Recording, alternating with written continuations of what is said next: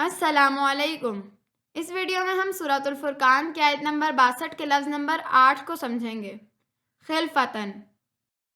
اگر اس کلمے کو توڑا جائے تو یہ خلف، گولتے اور تنوین پر مشتمل ہے۔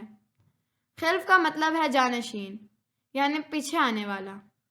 یہ اصل لفظ ہے اور اسے کالے رنگ سے ظاہر کیا گیا ہے۔ گولتے واحد مؤنث کی علامت ہے، یعنی کہ مؤنث چیز کے بارے میں بات کی جا رہی ہے۔ گولتے چونکہ ایک علامت ہے اس لیے اسے سرخ رنگ سے ظاہر کیا گیا ہے۔ تنوین عام کرنے کی علامت ہے۔ تنوین یہاں دوسری علامت ہے اور اسے نیلے رنگ سے ظاہر کیا گیا ہے۔ لہذا خلفتن کا مطلب بنا کوئی ایک مؤنث پیچھے آنے والا۔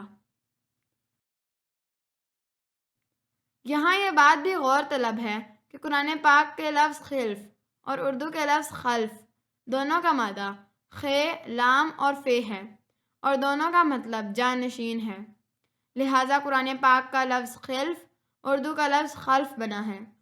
اردو میں اس کا ایک استعمال ناخلف یعنی نافرمان بیٹا بھی ہے۔ اب اس آیت کے دوسرے مرکب اللیل والنہار خلفتن کا بامحاورہ ترجمہ دیکھتے ہیں۔ اللیل کا مطلب ہے رات، وا کا مطلب اور ہے اور دن النہار کا مطلب ہے۔ یہ سب ہم پہلے سیکھ چکے ہیں۔ خلفتن کا مطلب ہے کوئی ایک مؤنث پیچھے آنے والا۔ لہٰذا اللیل والنہار خلفتن کا بامحاورہ ترجمہ دن اور رات کو ایک دوسرے کے پیچھے آنے والا ہوگا۔